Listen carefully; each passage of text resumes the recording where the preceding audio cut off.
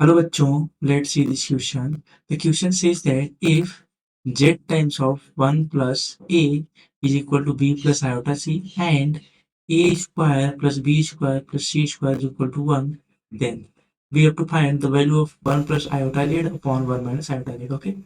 हमें इसकी value find करनी है. चलिए इस प्रॉब्लम में हम एक की कॉन्सेप्ट डिस्कस कर लेते हैं so that you can understand and solve this problem in a very better way. देखिए ये प्रॉब्लम जो हमारे पास दी हुई है वो कुछ इस प्रकार से दी हुई है कि हमें यहाँ पर ऐसे फाइंड करना है. ठीक है, तो देखिए इस तरह की प्रॉब्लम में क्या करते हैं कि यहाँ पे हमें जेड दिया हुआ है. ठीक है, जेड को हम कुछ इस प्रकार से लिखें, इस प्रकार से इसको हम सब इसको सॉल्व करें. ये जो हमें दिया हुआ है ये चीज कि हमें जो है इस फॉर्मेट में मिल जाए गिवन ऑप्शन. ठीक है, चलिए मैं क्या करता हूँ यहाँ पे जो गिवन चीज है वो देखिए हमारे पास. अगर मैं गिवन चीज के बारे में बात करूँ तो क्या है यहाँ पे Z times of 1 plus A is equal to B plus iota सी.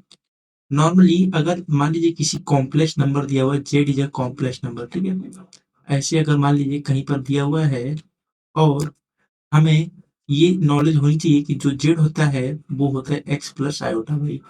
इसमें जो एक्स होता है ना वो रियल पार्ट होता है, रियल पार्ट. और जो ये कोफिशिएंट ऑफ आयोटा होता है वो होता है हमारा इमेजिनरी पार्ट.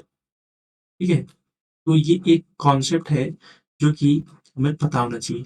चलिए इस प्रॉब्लम में देखते हैं. प्रॉब्लम जो हमें दी हुई है वहां पे कुछ ये देखिए ये दी हुई है, तो मैं यहाँ से जेड की वैल्यू निकालूंगा.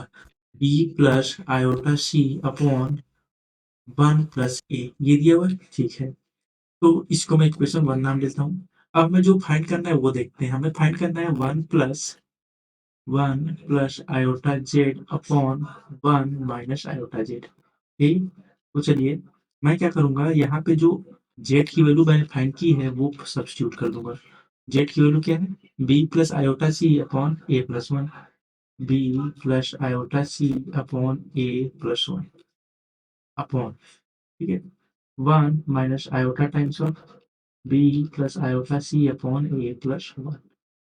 इनको सिंप्लीफाई कीजिए तो देखिए क्या हो जाएगा. मैं एलसीएम लूंगा, यहाँ हो जाएगा ए plus 1 plus iota times of B plus iota C.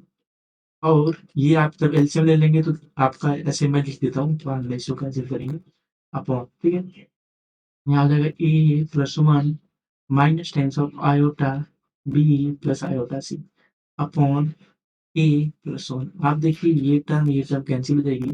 Now simplifying, तो सिंप्लीफाई करेंगे ए प्लस 1 प्लस ब्रैकेट खोलिए आयोटा बी.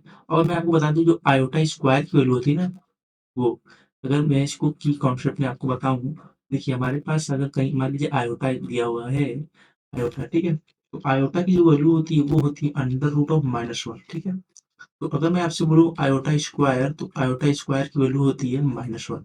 इसको स्क्वायरिंग करके देखेंगे तो आपको ये सेम चीज मिलेगी. ठीक है, तो देखिए इस प्रॉब्लम में देखिए यहाँ आयोटा स्क्वायर मिलेगा तो आयोटा स्क्वायर को मैं -1 लिख दूंगा और सी.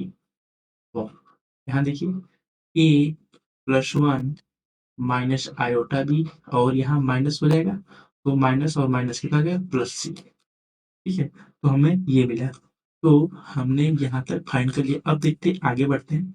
तो आगे हम क्या इसको कैसे फाइंड करेंगे ये हमारे लिए चैलेंजिंग टास्क होगा. तो देखिए आपको दिख रहा होगा मैं इसको रीअरेंज करके लिख रहा हूँ. जितने भी नॉर्मल टर्म्स हैं, जितने भी रियल टर्म्स हैं उनको एक साथ लिख रहा हूँ. 1 ए प्लस 1 माइनस सी. ओके, और यहाँ प्लस आयोटा भी है अपॉन यहाँ जो है ए प्लस 1 प्लस सी है और क्या है माइनस आयोटा भी. ये है. मैं क्या करूंगा ये जो नीचे वाली टर्म है ना इससे मैं इसको इसको रेशनलाइज करने की सोच रहा हूँ. ठीक है, तो कैसे रेशनलाइज करेंगे इसमें मल्टीप्लाई करने जा रहा हूँ किससे ए प्लस 1 प्लस सी.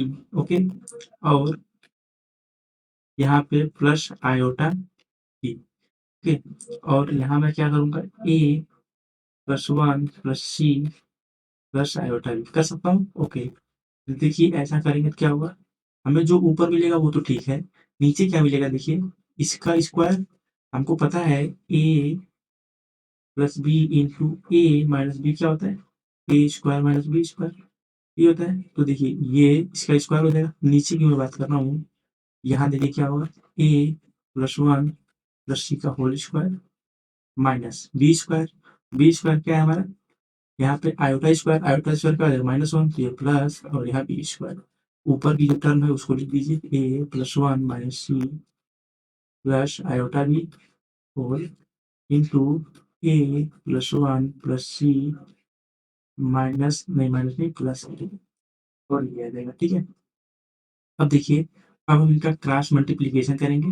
तो क्रॉस मल्टीप्लीकेशन करने पे हमें देखिए क्या मिल रहा है, हम इसमें क्रॉस मल्टीप्लीकेशन करते हैं तो ये हो जाएगा हमारा 1 plus 2a plus A square minus B square minus C square plus 2 iota B plus 2 iota A B upon यहाँ हमारा जो है, इसको मैं ब्रैकेट को ओपन कर देता हूँ। ठीक है, देखिए 1 plus A square plus C square plus b square plus 2ac plus twice of a plus c, यही ना।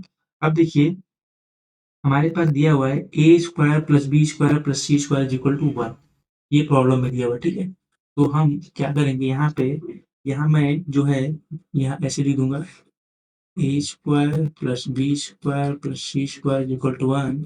अगर मैं आपसे बोलूँ बी स्क्वायर प्लस सी स्क्वायर तो आपका बनेगा 1 माइनस सी स्क्वायर। ठीक है, तो मैं इसकी जगह सब्स्टिट्यूट कर दूंगा और ये वैल्यू 1 हो जाएगी, आपको दिख रहा है। तो ये हो जाएगा 1 प्लस 2a प्लस ए स्क्वायर माइनस कॉमन लेके बी स्क्वायर प्लस सी स्क्वायर को जोड़ दूंगा, 1 माइनस ए स्क्वायर हो जाएगा plus 2 iota B plus 2 iota A B upon यहाँ क्या हो जाएगा 1 प्लस 2 ए सी और इसको लिख दूंगा 2a प्लस 2c। ठीक है, तो देखिए कैसे हम प्रोसीड करेंगे। यहाँ पे ये हमारे पास हो जाएगा, अगर मैं इसको बात करूं तो 1 plus 2a plus A square -1 plus A square plus 2 iota B plus 2 iota A B upon यहाँ हमारे पास जो है 2 प्लस 2 ए सी 2a प्लस 2c, यही है। तो ये आप देखिए 1 से 1 कैंसिल हो रहा है और कुछ कैंसिल होगा नहीं, और कोई टर्म कैंसिल नहीं हो रही, तो हमें मिला a।